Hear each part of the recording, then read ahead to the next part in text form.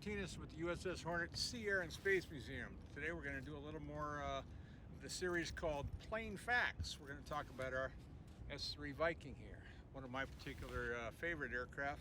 It's the first aircraft I worked on when I joined the Navy when I was a puppy back when I was 18, 1976. Great aircraft, fun to work on. Really hard to get yourself killed around this aircraft, which is one of the things that made it a favorite. We're going to talk about three different things, all of which are, you wouldn't know about this unless you were there kind of stories. So let's get started. Okay, so let's talk about the left-hand side here, one of the first three stories. One of the things was very wide wheel wells. The bottom wheel well door kind of closes up and sits there and acts as a shelf, which was really great because when you're up on the flight deck with a couple of buddies working on a plane and it's raining, one of you can stand out front and be on duty, the other one can crawl in here and get out of the rain. It's perfect for that. The other cool story, and this is one of those funny ones, I wasn't there but I heard about this. This aft avionics compartment here, as with on the S3A Vikings, even though this is a B1, was empty and used for future growth. That's what they told me. Well, they didn't shoot future growth into this because there's nothing here. Now, one of the stories I heard was the planes would go back sometimes to Maine. Well, what's Maine famous for? Maine is famous for lobster.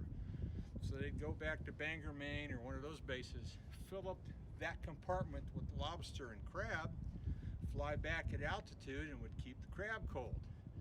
Well, have you ever been to Tinker Air Force Base in Texas in the middle of the summer?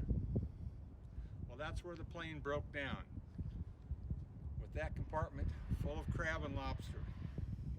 And they didn't get to it in time and get it out of there. Guess how badly that smelled? Spoiled everything. Luck of the draw.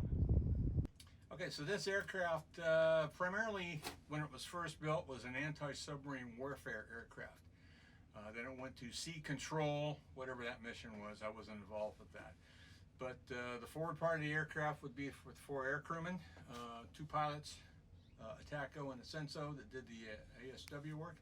But the aft portion, you can see how big this is in the back here. This was all full of computers and analytical equipment to help find those submarines. So there's a little well here that you can walk through.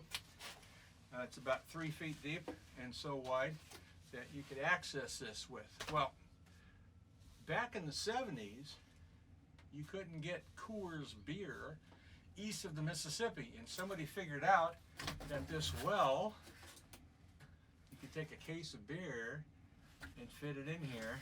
So whenever they went back east, guess what they'd do?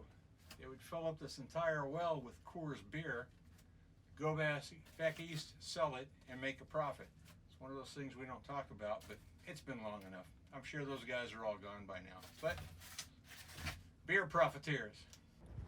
So as you can see with this aircraft, it has such big wings and they were so long that we couldn't just fold the wings up like this, like an F4 or an A7. They actually had to bring them up and over, and couldn't do them directly. They'd hit at the top, so they'd have to augment them. One wing came slightly forward, which is the right wing. One came over that, which is the left wing. Well, again, this is one of those things, if you hadn't been there, occasionally the wing fold mechanism, the valve or something would stick, and you get this little thing we used to call a Lockheed salute. Very rare, but cool. I think it's funny as hell myself, but you know, it's one of those things. So those are the plain facts on our S3 Viking aboard the USS Hornet Sea, Air, and Space Museum. Hope to see you on the flight deck sometime. Have a good day.